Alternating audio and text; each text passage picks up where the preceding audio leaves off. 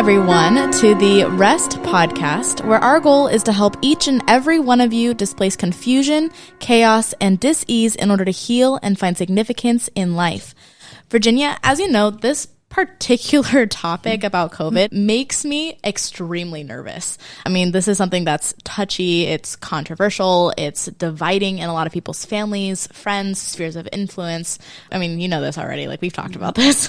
It certainly is. Yeah. But you said before, like, this is the exact reason why we need to be talking about this. Right. And you know what I always say, the bigger the problem, the greater the opportunity. So I think we can look at this situation, serious as it is. It's obviously a global pandemic. We can look at it in several different ways, but I choose to look at it as an enormous opportunity to discover possibilities, both in how we handle these what seems to be impossible situations, and how we get to handle them as human beings, loving each other with great integrity and never losing sight of what is sacred about the human condition. And those are our core values, but they've never become more relevant to me than they have during the course of this last year.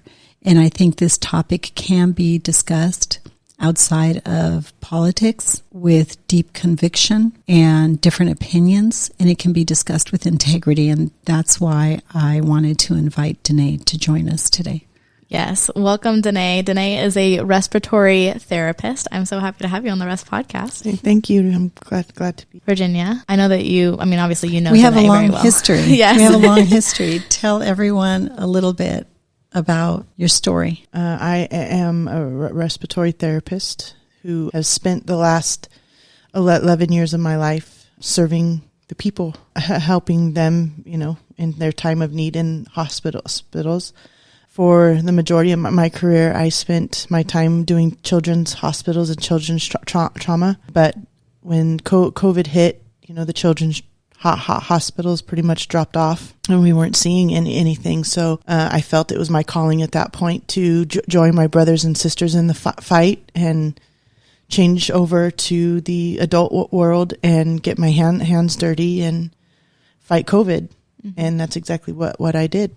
And see, that's what I mean. People are going to rise up and not run from this and hide from it, but they're going to, and there are millions and millions and millions of practitioners I know around the world and doctors that have an enormous amount of integrity. And I think it's the majority of them rolling up their sleeves, doing the same thing, like first responders, right? Mm-hmm. You guys are first responders. So, this second wave of COVID that came through November through January was very, very scary. We were at max capacity, but hospitals are always, for the most part, full, Yeah. But we were definitely seeing higher numbers. So when the time came around and the vaccination became available to first healthcare workers, I was very conflicted, knowing how I feel outside of work and just, not really trusting it quite yet, but seeing what I was seeing inside work, being afraid. Right. I was afraid. And so I reached out to a lot of doctors that I truly respected and trusted, and tried to get some type of answers to just make my heart and my soul feel okay with making that choice of getting the vaccine. And I followed the science. I trusted the people that told me that it was going to be okay. And I got my first shot in December and my second shot that has altered my path so far on January 10th of 2021.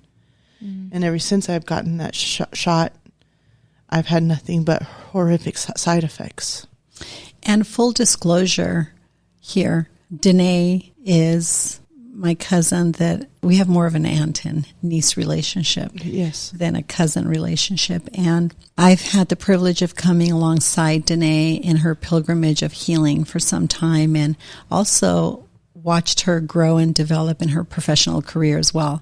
This became of special interest to me because, as you know, Natalie, I don't believe in politicizing things of this magnitude. Right, and this is a medical issue, not a political issue. That's right. Absolutely, it's a medical issue. It doesn't matter what side of the line you are on.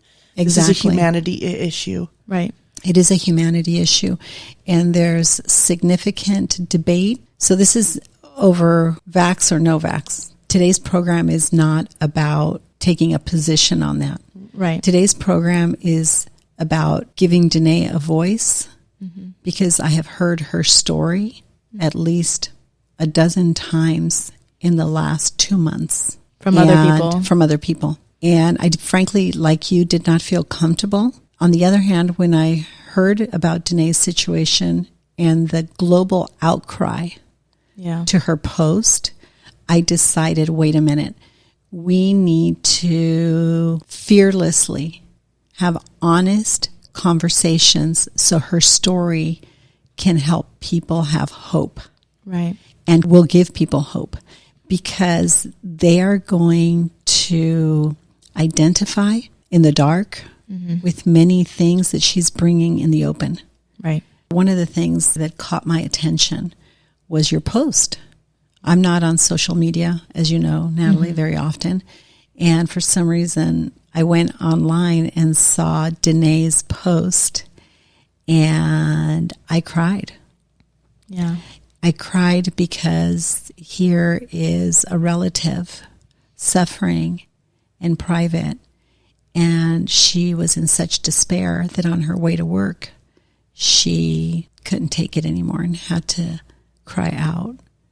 And the response to that post was gripping. Yeah. And I felt like we had a responsibility to reach out in case we could make contact through the airwaves with one person that might identify with her story and find hope. So I wanted you to tell us a little bit about that. What happened that day on the way to work?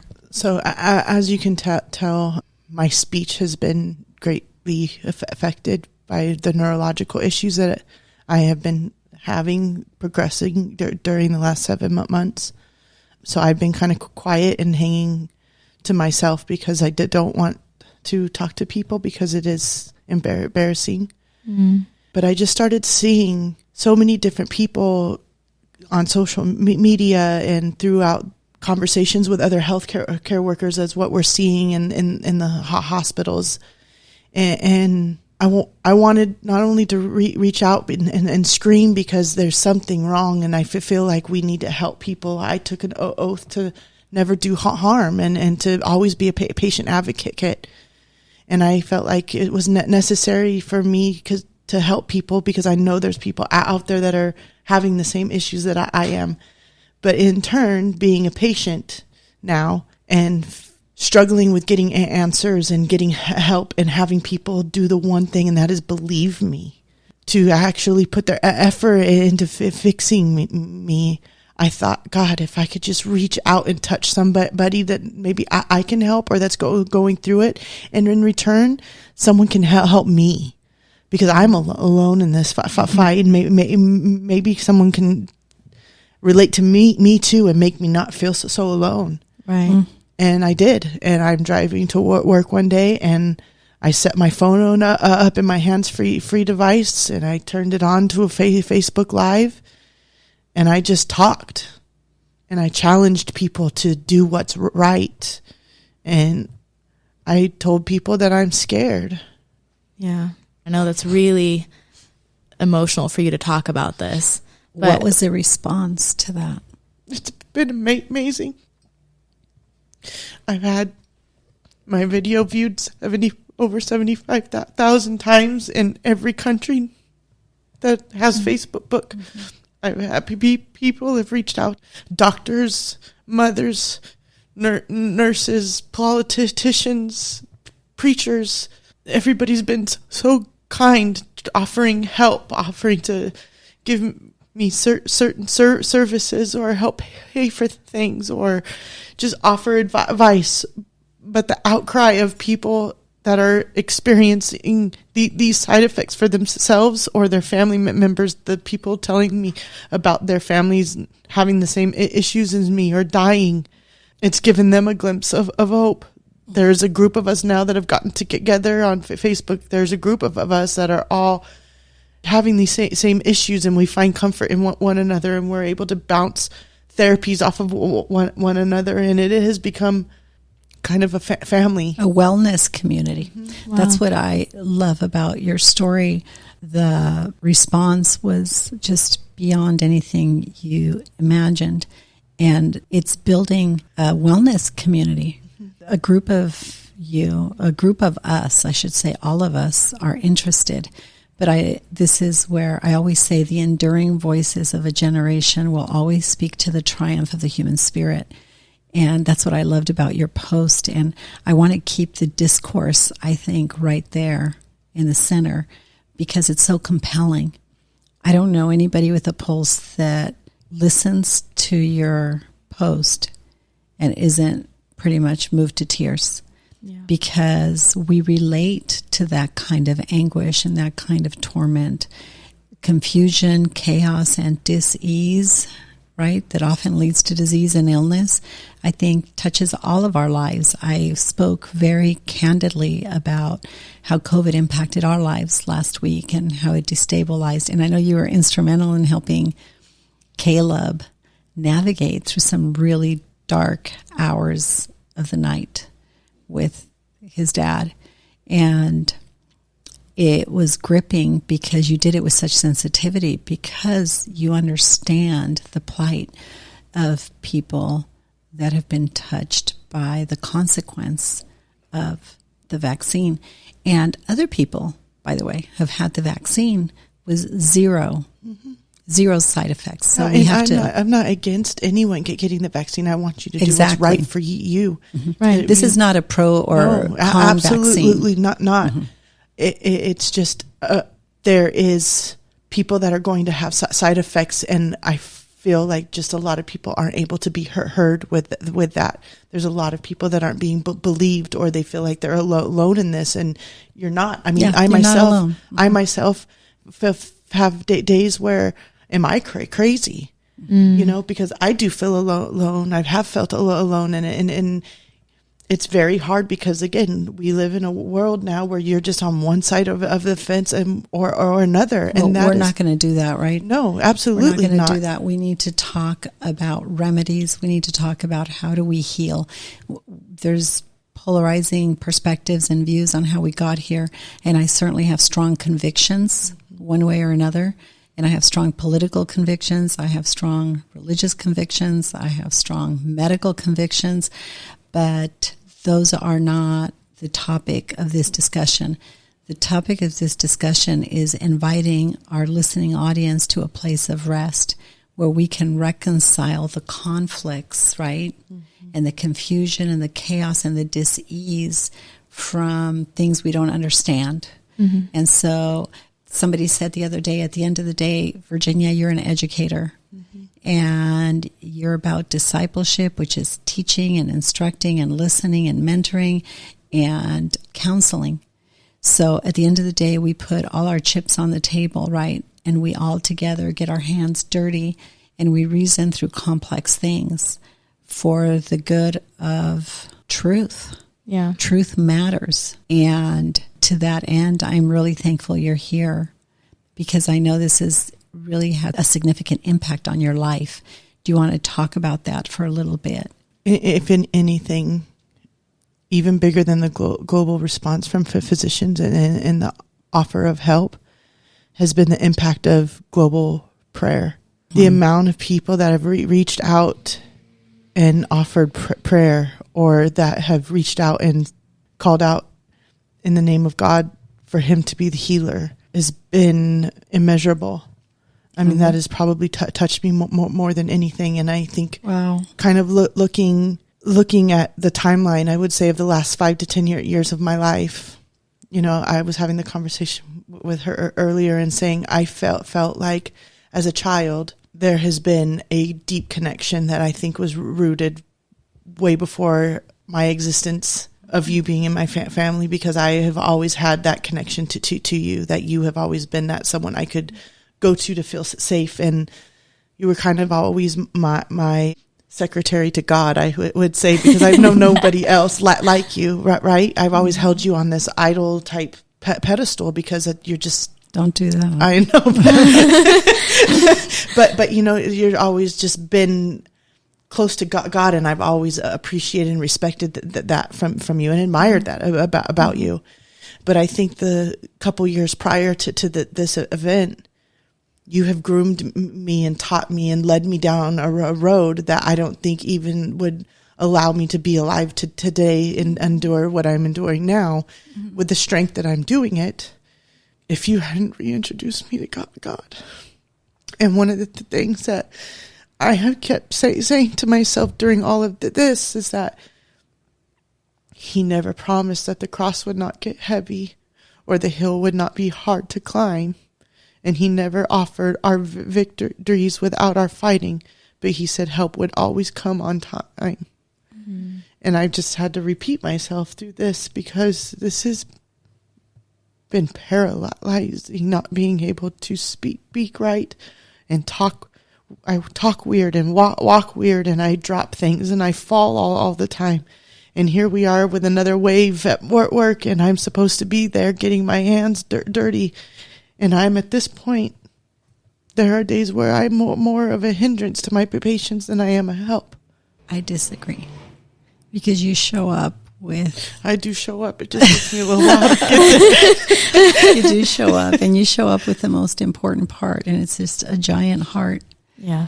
But I think what's most compelling about you is that you're not afraid to be vulnerable, and you're not afraid to look at difficult things for what they're worth and what they cost, what they require. I think that's what makes you a giant in my eyes in so many ways. And these battles don't have to be private.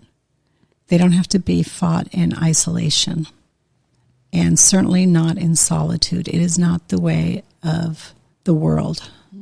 We're made for connection. We're meant to live in community. And this isn't something that's just happening to you, Danee. It's happening to all of us. And I wanted everyone to hear your voice, because I want people to have hope. And I want people to rise up against the polarizing political debates that are devastating families and tearing apart relationships. And I don't think it's necessary. Absolutely. I think we can courageously come to the table and discuss ideas without attacking people. And I love your story, because I know someone's going to be encouraged by what you say. We all have the capacity to self-govern. We all have the capacity to reject attacking people instead of addressing issues. We all have the capacity to elevate the topic and the conversation to its highest possible platform of debate. I want to encourage everyone to approach the topic, because it's not going to go away anytime soon, with that kind of integrity. I think recognizing as well that not only do I have liberty to have my own opinions and to have my own beliefs, but so does the person I'm talking to.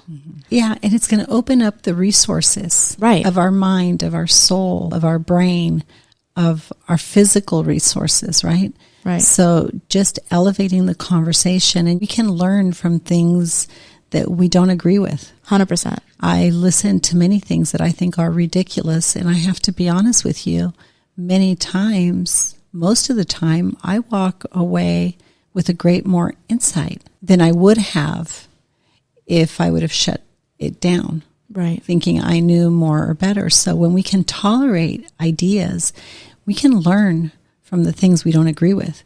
And just because you listen to somebody, I always say we have to listen with our hearts, hear with your senses and your ears, but listen with your heart. Yeah. Because reconciling those two things is powerful in helping people feel loved and operating with integrity, and in not losing sight of what's sacred about our common humanity.